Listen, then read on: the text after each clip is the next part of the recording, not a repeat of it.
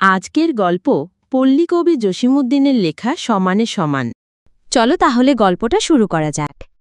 ছোট্ট একটা নদী, হেঁটে পার হওয়া যায়।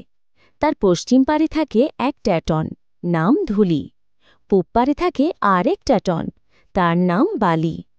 ট্যাটন মানে অতি চালাক, লোক ঠকিয়ে বেড়ানোই তাহার পেশা। বালি এক বস্তা বিচে কলার বীজ নিয়ে নদীর ওপার দিয়ে যাচ্ছিল। পশ্চিম পারের ট্যাটন ধুলি তেমনি আর এক বস্তা গাবের পাতা নিয়ে নদীর এপার দিয়ে যাচ্ছিল। কেউ কাউকে জানে না। ধুলি বালিকে ডাক দিয়ে জিজ্ঞাসা করল, তোমার বস্তায় কি নিয়ে যাচ্ছ? এক বস্তা গোলমরিচ নিয়ে চলেছি হাটে। তুমি ওটা কি নিয়ে যাচ্ছ ভাই? এক বস্তা তেজপাতা নিয়ে চলেছি হাটে। যদি কোনোভাবে আমার কলা বীজের বস্তা বদল করে ওর তেজপাতা ভরা বস্তা নিতে পারি, তবে আজকের রোজগারটা হয়ে যায়। মনে হয় আজকের রোজগারটা হয়ে যাবে। আমার গাব পাতার বস্তার বদলে ব্যাটার গোলমরিচের বস্তাটা যে কোনো উপায়ে হাতাতেই হবে। আচ্ছা ভাই, তোমার সঙ্গে যখন এতই খাতির হলো, আসো আমরা একে অন্যের বোঝা বদলা বদলি করি। আগেকার দিনে রাজপুত্রেরা বন্ধুত্ব করতে পাগড়ি বদল করত। এসো ভাই, আমাদের বন্ধুত্ব হোক বস্তা বদল করে। দুইজনেই দুইজনের কথায় খুশি। বালি তার কলা বীজের বস্তা বদল করে ধুলির গাবের পাতার বস্তা নিল। কেউ কারো বস্তা পরীক্ষা করল না। দুইজনেই বাড়িতে চলে গেল।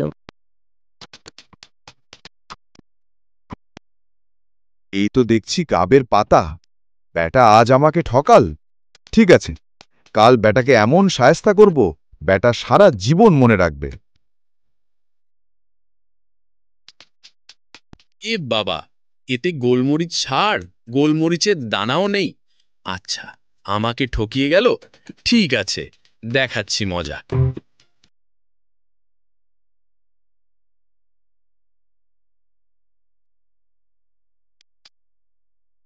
দোস্ত, কি করছো?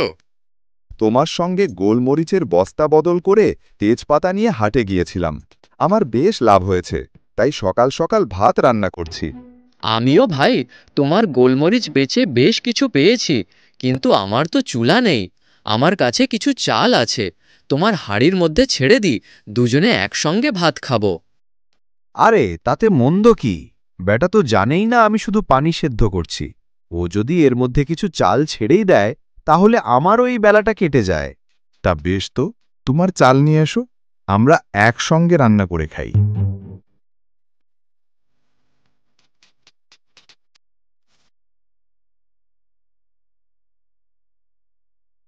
দোস্ত, চাল তো নিয়ে আসলাম, এবার এগুলো হাঁড়িতে ঢেলে দিই।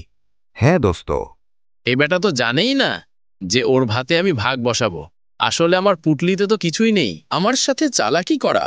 হা, যাকগে, ঢেলেই দিই। দেখো ভাই, কতগুলো পাখি উড়ে যাচ্ছে। কই? ব্যাস, হয়ে গেল। চলো দোস্ত, যতক্ষণ না ভাত ফুটে ওঠে ততক্ষণ দুজন একটু গল্প করা যাক।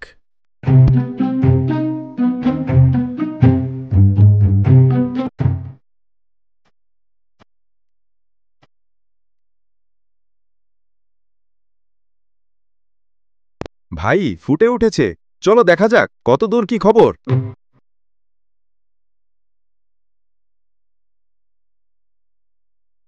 একি, হাঁড়িতে তো একটাও ভাত নেই, এতে তো শুধু পানি সেদ্ধ হচ্ছে। দেখো ভাই, এখন সত্যই বুঝতে পারলাম আমরা কেউ কারো চাইতে বুদ্ধিতে কম না। আমাদের এই মূল্যবান বুদ্ধি একে অপরের উপর ছড়িয়ে শুধুই সময় নষ্ট করছি। এসো আমরা সত্যিকার বন্ধু হই। আমাদের দুইজনের বুদ্ধি একসঙ্গে ব্যবহার করলে আমরা অনেক লাভ করতে পারব। তা বেশ বলেছ ভাই, আমাদের বুদ্ধি যদি একসাথে হয় তাহলে আমরা ভবিষ্যতে অনেক লাভবান হব। ভিডিওটা যদি ভালো লেগে থাকে তাহলে কমেন্টে জানাবেন। আর ভিডিওটি লাইক করে চ্যানেলটি সাবস্ক্রাইব করবেন।